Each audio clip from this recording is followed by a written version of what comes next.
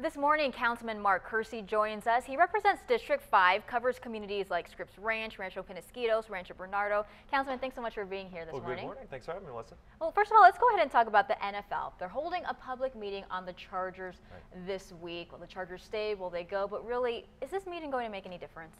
Well, the idea is I think that the executives from the NFL come in, they listen to the public, and they're going to have one of these here in San Diego, one in St. Louis, one in Oakland, which are essentially the three teams that are looking to move. And this is part of a checklist that these teams have to go through when they're considering relocation. So does it make a difference? I don't know. We'll see. I mean, I think it's really kind of perfunctory from the standpoint of they have to do it. You'd like to think that they'll take into account that the people in San Diego want to see the Chargers stay, but I guess we'll have to see. Your personal thoughts on this, including the more than $2 million that we already spent on that EIR. Right.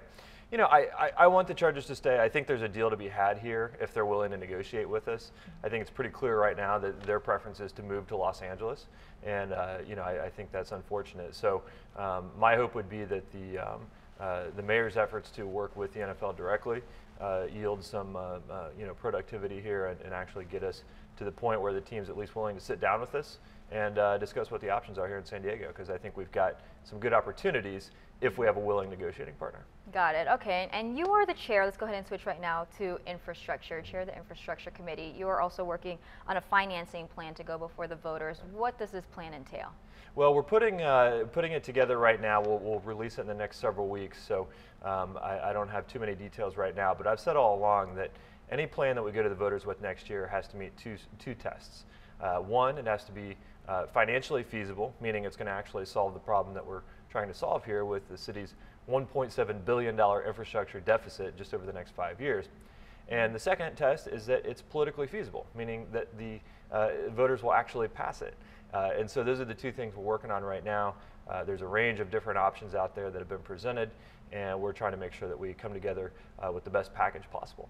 Can we get a sneak peek of any of the priorities on that list? Well, I think a lot of when you look at what we've been doing over the last 3 years, a lot of what we've been working on is really cleaning up the city's house internally, right? So we've really worked on streamlining the city's own bureaucracy so that we can get projects out the door much more quickly. We've looked at making better use of the existing tax dollars that we already collect for things like road repair, and really just trying to make things work as well as we can, as smoothly as we can internally before we go to the voters with anything. You mentioned road repair. How do you feel that we stand on that? I know that we've repaired some of the roads. Still a long way to go, though. Yeah, I mean, look, we're dealing with decades worth of neglect, right? So, I mean, I feel for everybody out there who thinks that their road is in terrible shape and should get repaired. I want to repair them all. And so what we're trying to do is put in place a system that enables us to pave 1,000 miles of roads over the next 5 years. We're going to do 300 miles of road repair this year alone, which is over 1/10 of all the roads in the whole city. So we're really ramping up the investment. It's not as quick as any of us would like. We're dealing with the resources that we have. And again, trying to spend those monies more wisely and more prudently, more efficiently. So we're really you're going to see a lot more road repair over the next 5 years, which also does create some inconveniences. Some roads will be temporarily closed. It'll create some traffic snarls here and there, but hopefully in the long run it's worth it to everybody. Does that also include repair to some of our pipelines? I know that we cover so many water main breaks. Right. In the time of this drought, yeah. I feel like that shouldn't be happening as much as it does. That's right. Yeah. I mean, part of the issue here with the water main breaks is that we've got, in some of the old parts of the city, we've got cast iron water mains that are in some cases 75 or 100 years old, and they've just exceeded their useful lifespan, right? And we've gotten a good amount of use out of them, and now it's just time to replace them. And unfortunately, what's happening right now is they're breaking faster than we can replace them. And so we've got a replacement schedule rather, where the smaller ones are going to be completely replaced by 2017. The larger ones, which are more expensive and take more time, are a few years out after that. But you're looking at a situation right now where 10% of the water mains in the ground account for 80% of the breaks. So it's pretty clear that we need to get those replaced. And speaking about water, we have that proposed increase coming up, public meeting coming up for that as well. Right. Your opinions on that, because people often come to us saying we're saving water, yet the city wants to increase our rates. Right, right. No, I'm not a big fan of the current system either. You know, I'm torn because we do need to invest in our infrastructure so we don't have these water main breaks, and the way we do that is via people's water bills.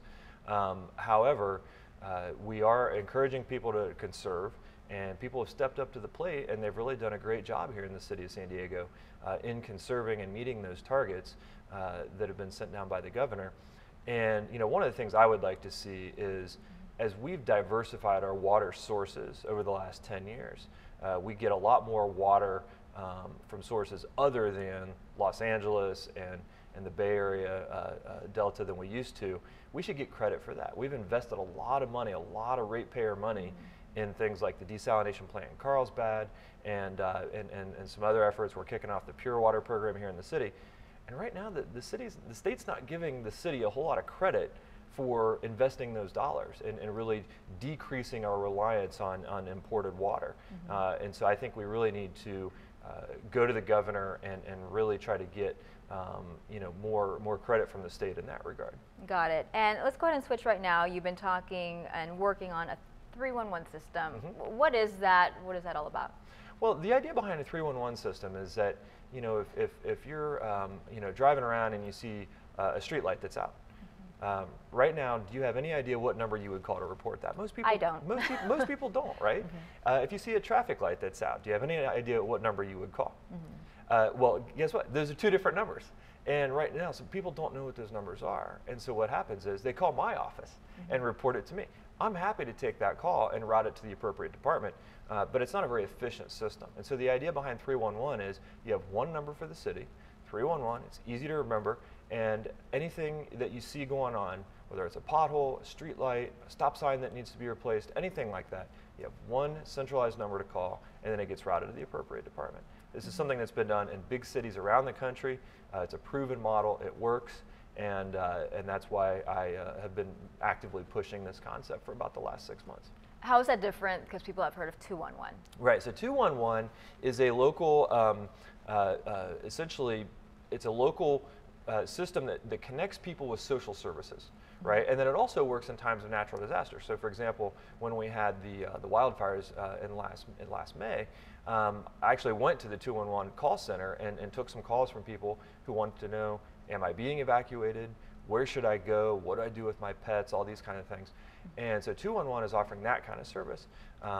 Interestingly, it was the 211 people that turned me on to the concept of a 311 because that's a model that's worked in other areas. And so it's not in conflict at all. In fact, it works very well kind of in concert with 211 so that you have people better in touch with their city government. And much easier to remember. Absolutely. How long are we from getting that actually off the ground? You know, it's probably going to take a couple of years. So we got money in the budget this year to start looking at what are the different options out there. Because a lot of this is a technology solution. And there's a lot of different technology platforms that we could implement. And so getting our arms around what the best one is going to be for the city of San Diego is the first step. And that's what we're working on right now. Got it. Okay. Well, any other projects going on specifically to your district, District 5? Well, you know, the big thing people want to see is road repair, and so we've got some good road repair going on right now, and more ramping up. So we're very excited about that. Okay, great. Thank you so much for being here, Councilman Mark Kersey. I appreciate your time. Thanks for having me. I'm Melissa Mecija with this week's San Diego Newsmakers. I'll be back next week.